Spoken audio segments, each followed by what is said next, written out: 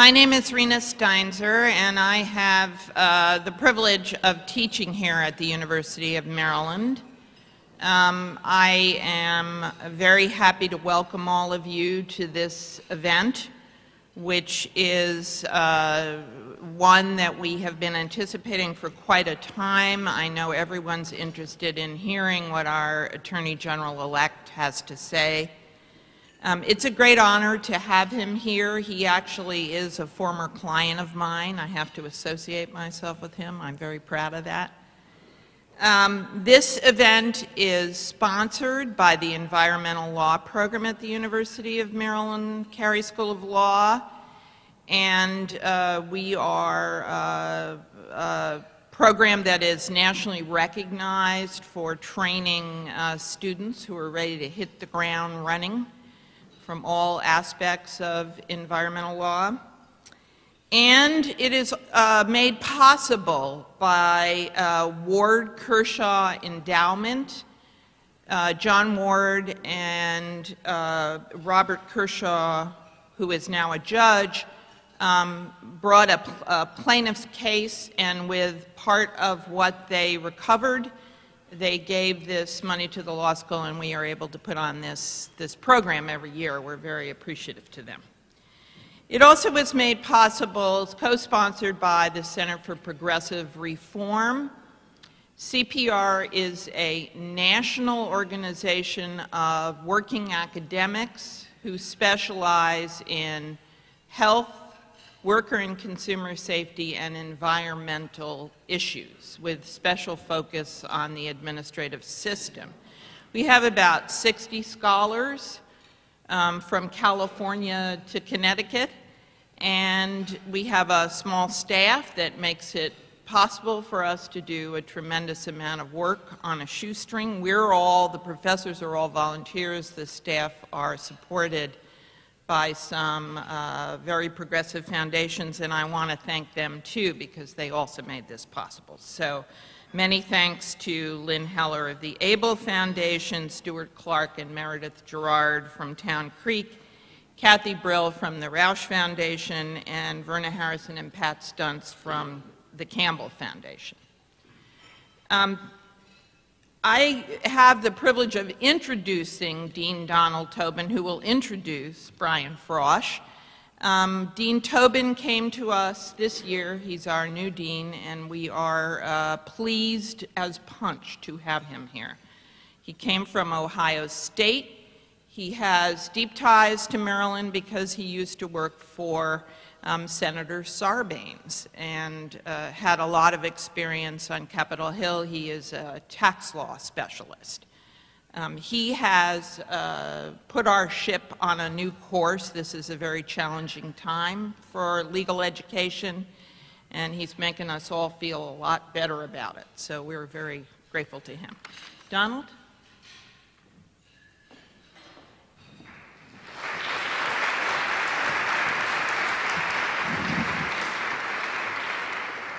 Well, thank you, Rena, and thanks to all of you for joining us. We're delighted to have you today, this afternoon, at Maryland Carey Law. And we're thrilled to be hosting this event, which was sold out 10 days ago, and talk about star power. Thank you for being here today, Attorney General-elect Brian Frosh, and congratulations on your election. There are so many people to thank for making today possible. We are, of course, extremely grateful to John Ward and Robert Kershaw for making today possible. We've been fortunate enough to host this symposium for more than 2 decades because of their generosity. I also appreciate the leadership of Professor Rena Steinzer in organizing today's session, and we value the work of all those who helped her, including Bill Permate and Kate Woods from our environmental law program. Thank you. Catherine Jones and 2 of our alumni, Matt Schutz and Ann Haverman, all of whom are staff members of the Center for Progressive Reform, one of the co-sponsors of this event. We are also very proud and thankful to recognize our co-sponsors, the Able Foundation, the Roush Foundation, and the Town Creek Foundation. So thank you all very, very much. And then for the wonderful setup and always making these events run so smoothly. I want to thank Mary Jo Rodney and Joanne Mansico for all of their help. We are so excited to hear today what our guest speaker has to say about environmental policy in Maryland. Brian Frosh has been a leader in Maryland politics and policy for almost 30 years. He began his career in the General Assembly and was then elected to the Maryland Senate. There, he most recently chaired the Judicial Proceedings Committee, the single most powerful legislative committee in the state governing the practice of law and the quality of justice available to Maryland residents. In fact, it is Mr. Frosh's passion for the environment that has forged his strong and enduring relationship with our law school. While chair of the Maryland Senate Environmental Committee, he asked our environmental law clinic, which was then directed by Professor Steinzer, to serve as special counsel to the committee. The students got the opportunity to work with him to do legal research and analysis, and use that research and analysis to inform several of his legislative efforts. For years, he has served as both a role model and a mentor to our students. He demonstrated the integrity, intellectual rigor, and professional commitment that we expect from the most distinguished public servants, regardless of their party affiliation or position on a particular issue. Brian Frosh also exemplifies what it means to be an effective leader. He's shown our students that to effect change, you must negotiate, build consensus, and govern collaboratively. In short, you must earn people's trust. I can't think of a better professional lesson or life lesson for our students. It is my pleasure to present to you Attorney General-elect Brian Frosh.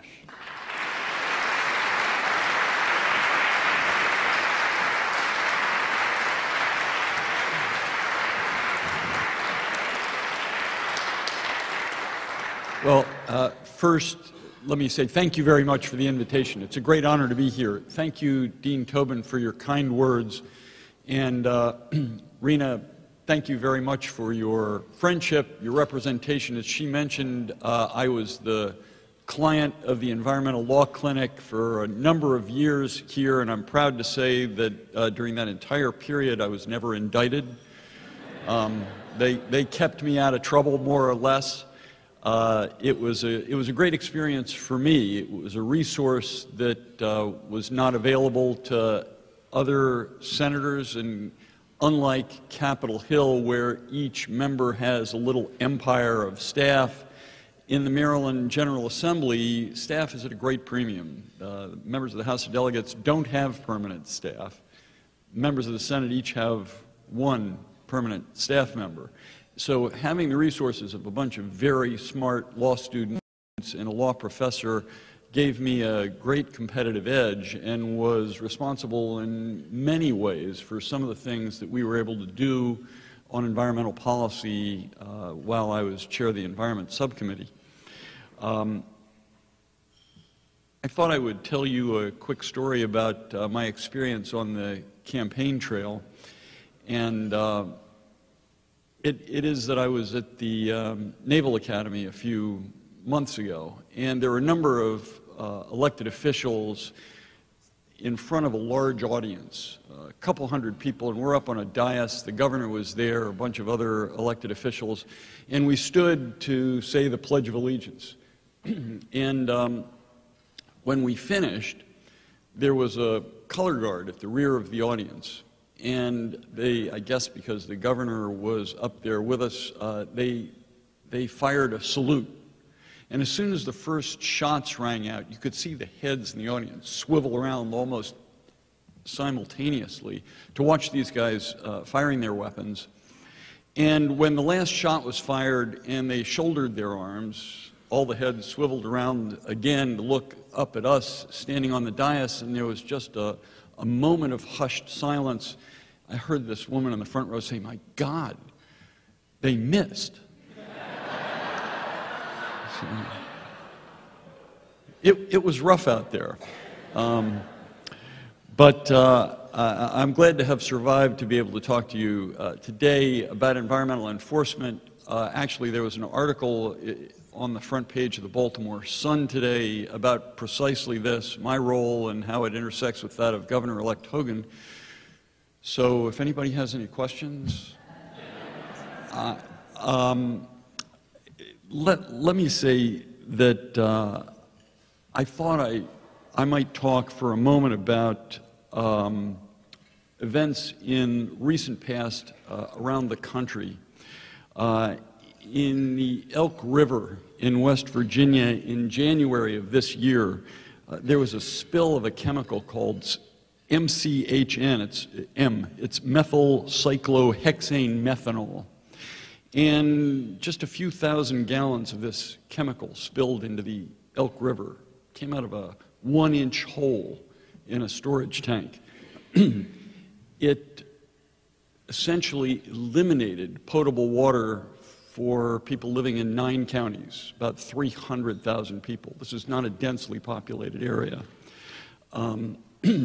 They were without water for a number of days. People, I think, in that area are still a little bit concerned about drinking the water, but during that period, you couldn't use it to wash your clothes, your dishes. You couldn't use it to shower or bathe. In April of 2013, there was an explosion at a plant in Texas that manufactured fertilizer. There was a fire at the plant, and it set off an explosion of ammonium nitrate. 15 people were killed, 160 people were injured. There was a middle school near the plant that was obliterated. Same with a 50-unit apartment building. Again, thankfully, not in a densely populated area. In February of this year, there was a coal ash spill in the Dan River in North Carolina. According to Duke Energy, there were 39,000 tons of coal ash. That's 78 million pounds, if that makes it more comprehensible. Coal ash spilled into the Dan River. It traveled 70 miles. It polluted 70 miles of this river, and the coal ash is laden with arsenic and cadmium and selenium, copper, and various other unpleasant things, unpleasant both for human beings and for the flora and fauna that live in the Dan River. The nature of the spill was such that Duke Energy was only able to clean up a small fraction of what escaped its holding ponds. There remains sediment in the Dan River today. It will probably be there for years, decades, perhaps centuries. And the point of this, of course, you know, the polluters are responsible for all of these things, but each one of those incidents is the result of a failure on behalf of government as well. Failure to regulate, failure to enforce, failure to pass laws that protect our environment, protect our rivers and streams, and you know, failure to maintain adequate oversight. Each one of those instances has been followed by criminal investigations, by civil lawsuits, and have caused enormous losses, losses to the companies, losses to the people who lived in and near the area, losses of natural resources, and damage to the economy of each one of the locations of those environmental disasters or mini disasters. So I think we all know what's at stake in Maryland. We are much more densely populated than any of the places. Of course, we have areas that are more rural, but we're much more densely populated than the states that suffered these losses. And we have, of course, the Chesapeake Bay in the center of our state. And if anybody doesn't know this, I want to remind you of where we've been with the Chesapeake Bay, where we started. In its pristine state, the Chesapeake Bay had oyster reefs that were so large that they were a hazard to navigation. They rose up above the waves. When Captain John Smith sailed into the bay, he wrote in his diary, "We found that abundance of fish lying so thick with their heads above water that for want of nets or barge driving amongst them, we attempted to catch them with a frying pan. But we found it a poor instrument to catch fish with. Neither more fish, nor more plenty, nor more variety of small fish had any of us ever seen so swimming in the water, but they're not to be caught with frying pans." That's where we started in Maryland. You sail into the Chesapeake Bay and it looks like there's a carpet of fish. We haven't quite been able to maintain that level of what H.L. Mencken called the great nutrient factory. Our oyster population is less than 1% of what it was when Captain Smith sailed into the bay. Our stocks of finfish and other kinds of shellfish have plummeted. We suffer dead zones in the Chesapeake Bay every single year. They're miles long. I think the longest was a number of years ago, was 83 miles long. And in those dead zones, basically all life is extinguished. If you're a shellfish, you don't have much of a chance. If you're mobile, if you're a finfish or a crab, you got to swim a long way to get out of it. So it causes huge damage. And starting 30 years ago or so, we engaged in heroic efforts to protect and preserve the Chesapeake Bay. We passed the Critical Areas Act, the phosphate ban, moratoria on fishing or taking different kinds of wildlife. We passed clean cars legislation, nutrient management programs, upgrades to sewage treatment plants throughout the Bay watershed, the Healthy Air Act, and of course we passed the stormwater management law a couple of years ago. And if you listen to the Bay advocates, and I do, and I think they're right, it doesn't look like we're making much progress despite these heroic efforts. The Chesapeake Bay Foundation has an index, 100 being the pristine state, and we're stuck in the high 20s. That's an F, I think, by just about anybody's standards, certainly those of the University of Maryland Law School. And we just don't seem to be able to move the needle. A large part of that is not because we aren't trying hard enough. During my time in the General Assembly, and I can't give you a precise number, but I think somewhere in the range of 1 million to 2 million more people have moved into the Chesapeake Bay watershed. And what that means is you have a lot more human waste to deal with and treat. You have more impervious surfaces, roads to get them where they need to go, houses to shelter them, cars that emit pollutants to the bay, to the air, and nitrogen oxide, which goes up and then falls back down in the Chesapeake Bay, polluting it. And that's a huge challenge. The Attorney General does not make environmental policy, and I hope to use the office as a bully pulpit to encourage the General Assembly and the governor-elect to do the right thing, to clean our air, to clean our water, to keep it safe, to keep us safe. But the main thing that the Attorney General can do in the arena of the environment is to enforce the laws that are on the books.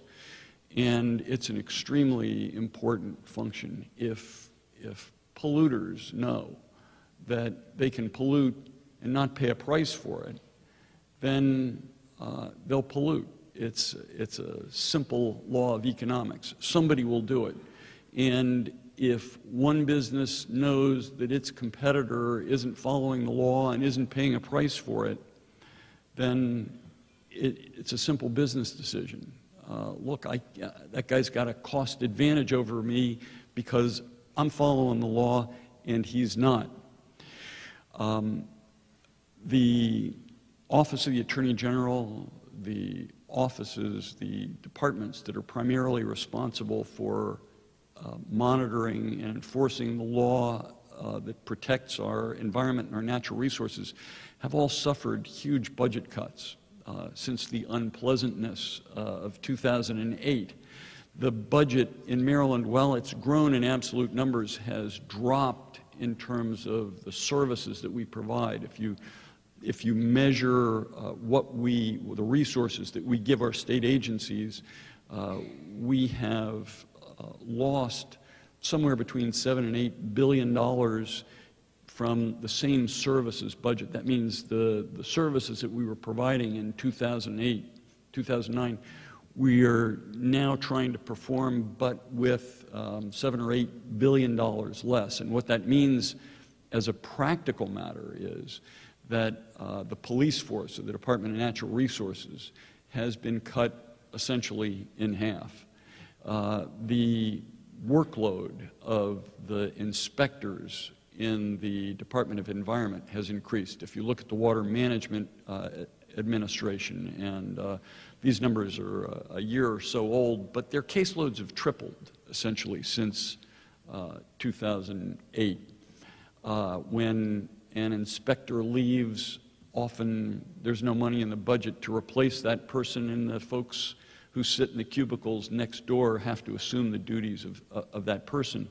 And as of a year or two ago, they had an average of about 1,100 permits each that they had to monitor and inspect. You can't do that on an annual basis. Just can't be done. So it means that years go by between inspections of somebody who has a permit to pollute the waters of the state. And if they're not complying with that permit, it's years sometimes before we find out about it. People talk about doing more with less, and I think every year that we've cut money from the same services budget, state officials have proudly said, we'll just do more with less. Well, that's crap, to put it bluntly. We're going to do less with less.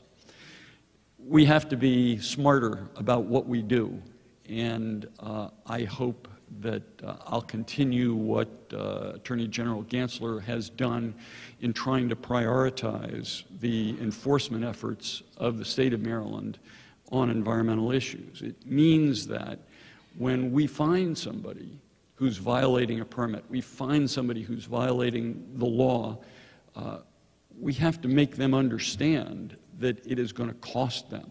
They're going to pay a price for it. There has to be a deterrent, and the deterrent comes from us. It comes from the Attorney General's office, the Department's Environment, Natural Resources, but we have to make sure that it is not merely a cost of doing business.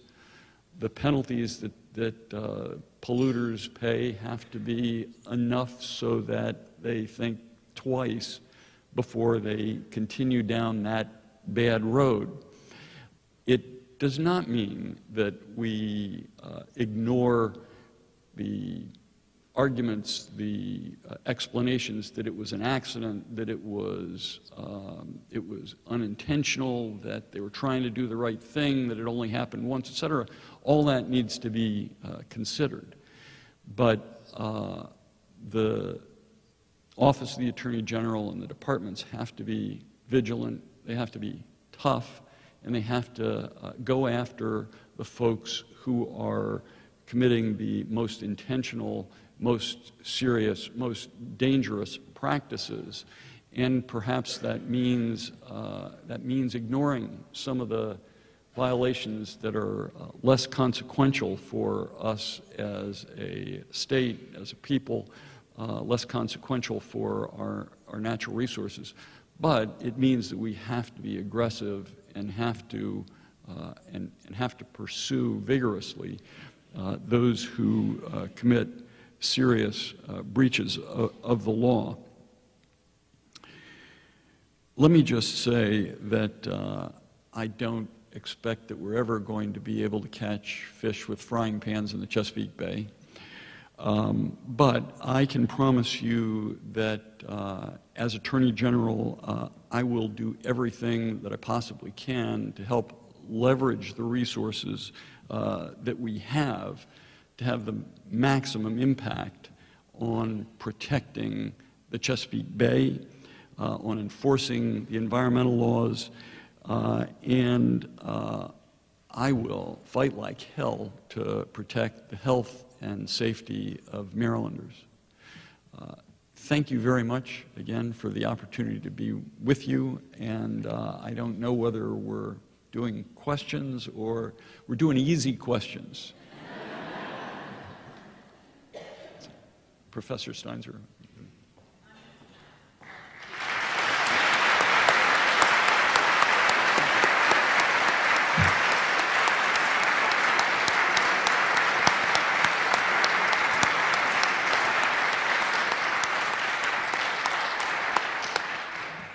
We have people with microphones. There's some folks in the balcony too who may want to ask you questions. Anybody?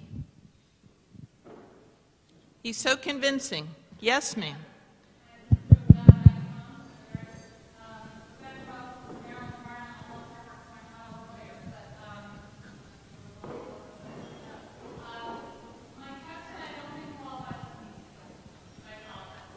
Professor Steinzer will handle it.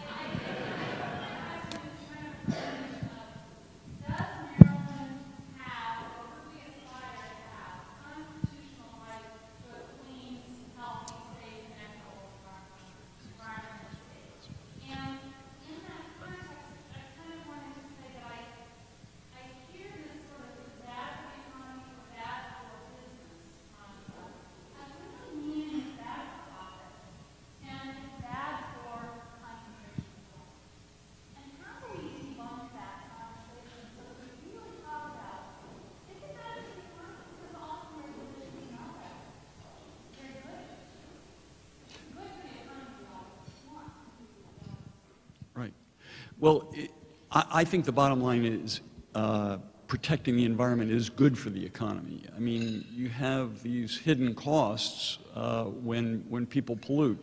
If you look at the spill in North Carolina, how much does it cost the economy, or the Elk River? How much did it cost when they had this little hole in their storage tank, which probably was a matter of a couple of $100s to fix or ensure was safe. The costs are potentially enormous. That's a good example. I mean, 300,000 people without water. Most of them had potable water back within 4 days, but you can't live without water for 4 days. They had to truck it in, and people got sick. The environmental externalities, as they're called, cost all of us. It's a tax that you don't, write a check for to the federal government or the state government, but it costs all of us money. Cleaning up the Dan River is going to be impossible or very expensive. So, you're right that it's costly. It costs something for people to comply with the law, but it costs all the rest of us when they don't comply with the law.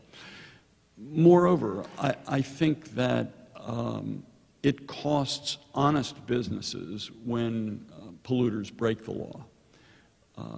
It puts them at a competitive disadvantage, as I said before. So I think the economic benefits, if you weigh the costs and benefits, the benefits of sound environmental regulatory policy far outweigh the costs. As to the first part of your question, let me just say, I think it would be great if we had the constitutional rights that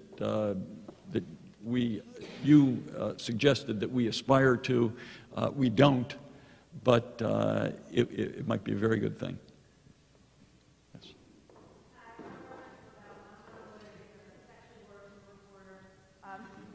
So I want to ask you something specific. Thank you. I wanted to ask you something specific about two pieces of legislation that I guess one's not a piece of legislation but regulation, the phosphorus management tool and the stormwater fee that Governor-elect Hogan has indicated that he will try to overturn both of them. And I'm wondering, as Attorney General, what kind of a position does that put you in? And is there a way to overturn things that went through the legislative process in the previous administration? Well, I mean, there's a new General Assembly session every year, so yes, anything that a previous General Assembly has done can be overturned by the new one. And I support the stormwater management legislation. I think it was one of those things that the costs, the inconvenience is easy to see, the benefits are less obvious, but they outweigh the costs. The costs are not large. I think, I don't know if anybody here can say how much they're paying in the rain tax. I certainly can't. I don't think that the individual costs are very high. There's been a great public relations strategy and effort to overturn the legislation, but I think it was well thought out, well founded, important to the health of the Chesapeake Bay. Sediment in the bay is a huge problem and one that we have to address if we want to bring it back to some state of health. With respect to the phosphorus management tool, again, it's something that really has to be done. Phosphorus pollution of the Chesapeake Bay is an enormous problem. Farming is a very difficult business, and I have a great deal of sympathy for folks who are trying to make a living at it. They aren't getting rich doing it. Their land may be valuable, but most farmers are not in it for the money. They don't have a huge income. They struggle. And so any additional cost is a burden. And potentially one that makes their operation uneconomic. And it's important for us in this state to ensure their continued well-being as an industry. I mean, we don't want to stop people from growing soybeans and corn and end up having them grow townhouses. That's not good for the Bay either. That said, I think it's about 60% of the phosphorus pollution that we're suffering in the Chesapeake Bay comes from agriculture. We have to find a way to address it. And I think the phosphorus management tool is a good way to begin that process.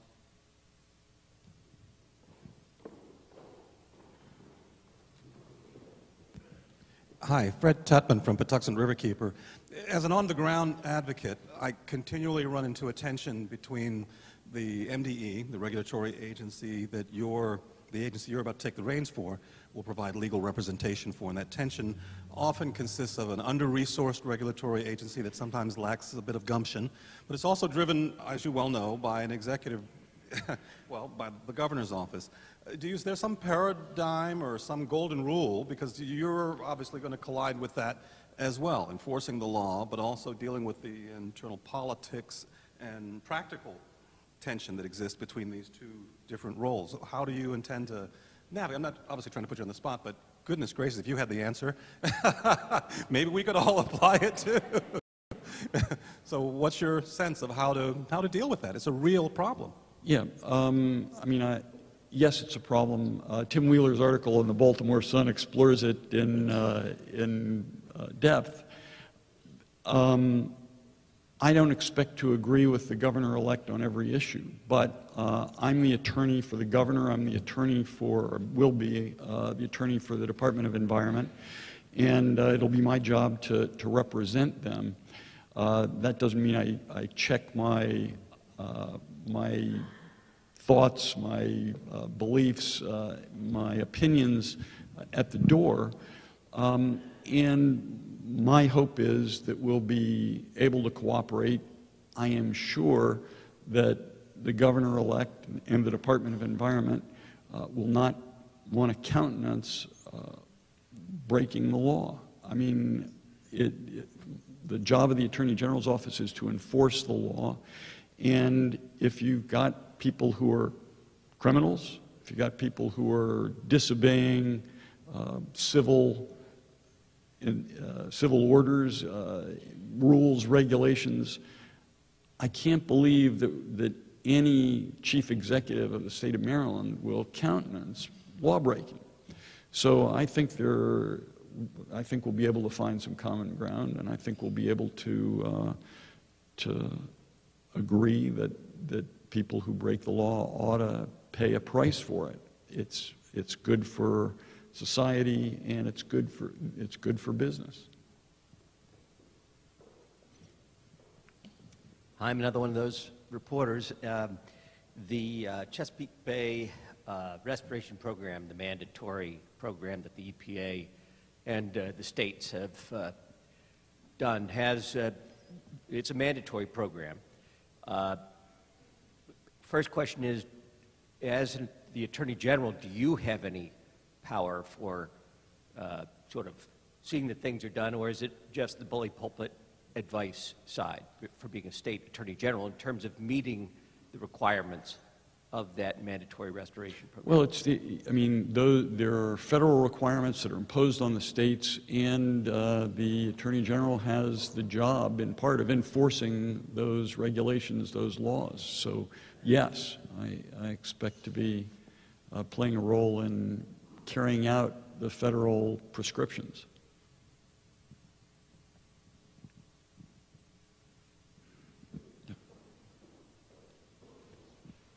Hi, I'm Karen McGullum. I've done pro bono work for Sparrows Point neighbors in their many problems with the steel plant in Sparrows Point. My question is, how do you see the balance between preserving the environment and the governor's plans to attract and expand and grow business in Maryland, and how do you see that tension working? I think the two are compatible. One of the best things that the Environment Law Clinic and I did together was work on the Brownfields Act. I was the sponsor of the Maryland Brownfields Act. And it's the perfect intersection, I think, of commercial and economic growth and environmental cleanup. Thousands of acres around the state, thousands of acres of contaminated industrial sites have been cleaned up under that program and redeveloped and are being reused. It's good not just because, we have these clean sites and this new economic activity, but also because it happens to be the smartest way for us to grow. Instead of going out and looking for a farm or some other green field to build a plant on or a shopping center on, you've got something that's already developed, often in the center of a densely populated area, that can be brought back to life. And so I think there are lots of opportunities for those goals to meet and combine to great effect. Maybe just a couple more, anyone? So you satisfied everybody. Great. Thank you all very much.